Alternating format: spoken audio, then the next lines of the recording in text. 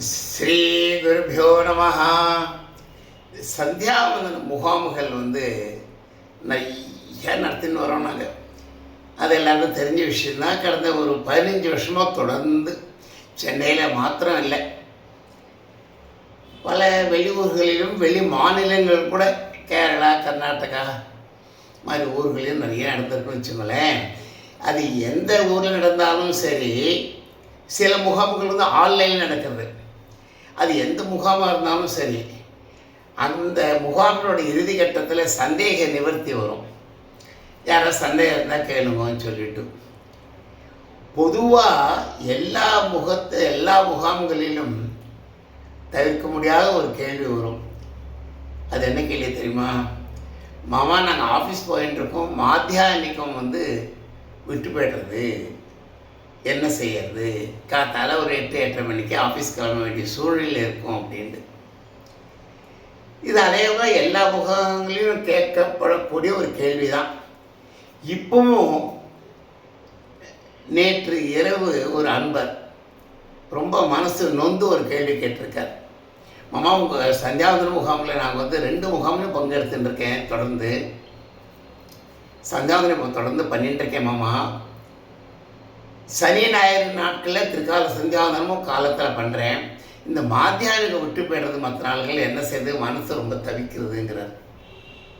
நியாயம் தான் நண்பர்களே.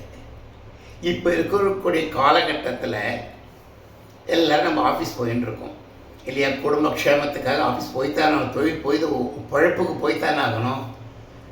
அப்போ இந்த மாத்தியானிகம் விட்டு போய்டுறதை என்ன செய்யறது? காத்தாலே செய்யலாமா பிரார்த்தனையாவோட அப்படிங்கிற ஒரு கேள்வி. ஒரு விஷயத்தை நம்ம தெளிவாக புரிஞ்சுப்போம் நண்பர்களே. திருக்கால சந்தியாவந்தனம் அந்தந்த காலத்தில் தான் பண்ணணும், அதில் மாற்று கருத்தே கிடையாது. அதுக்கு பேர் தான் பிரார்த்த சந்தியானம், மாத்தியானிகம், சாயரட்ச சந்தியாவந்தனம் இல்லையா? அதுலேருந்தே பேர்லேருந்து நமக்கு தெரியுது. பிரார்த்த சந்தியாவந்தனம் காத்தால் பண்ணக்கூடிய சந்தியாவந்தனம் காத்தால் தான் பண்ணணும்.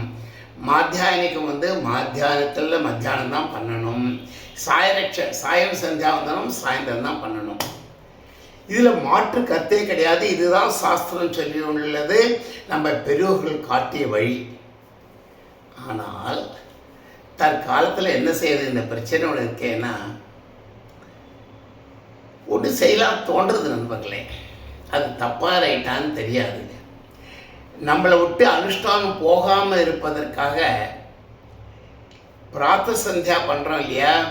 அதோடய சேர்ந்து அது பண்ணி முடித்த உடனே அதை தொடர்ந்து மாத்தியானம் பண்ணிவிட்டு ஆஃபீஸ் போயிடலாம் நண்பர்களே.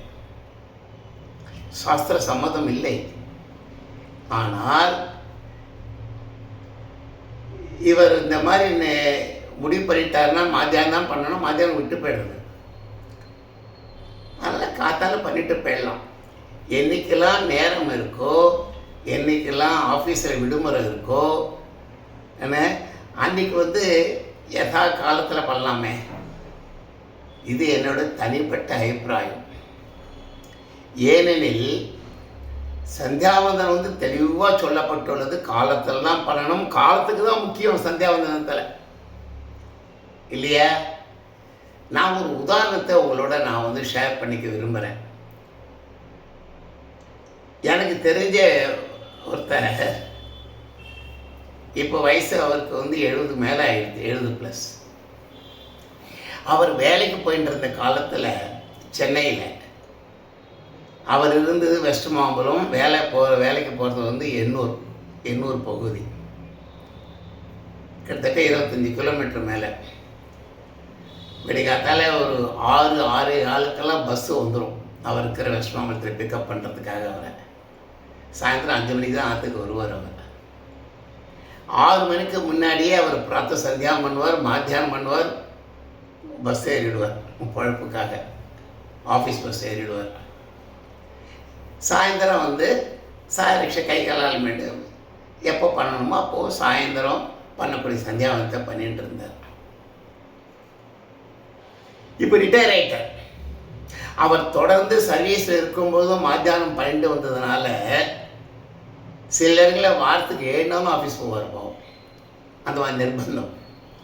அந்த ஆஃபீஸில் கிட்டத்தட்ட ஒரு 10,000 பேர் அந்த தொழிற்சாலையில் வேலை பண்ணிட்டு இருந்தார். இவரும் ஒருவர் அதில். ஸோ ஆஃபீஸில் மத்தியானம் பண்ணுறதுங்கிறது அவுட் ஆஃப் கொஸ்டின்.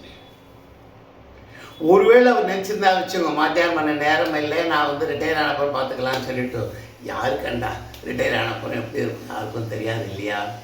அதனால் அவரே முடிவு பண்ணார், பிராத்த சந்தியா பண்ணிவிட்டு தொடர்ந்து மத்தியானம் பண்ணார். இன்னொன்று சொல்கிறேன், இந்த கொசுறு செய்தியும்பால, அவர் நித்திய சாஸ்திர காயத்ரி பண்ணுறவர். ஆம்,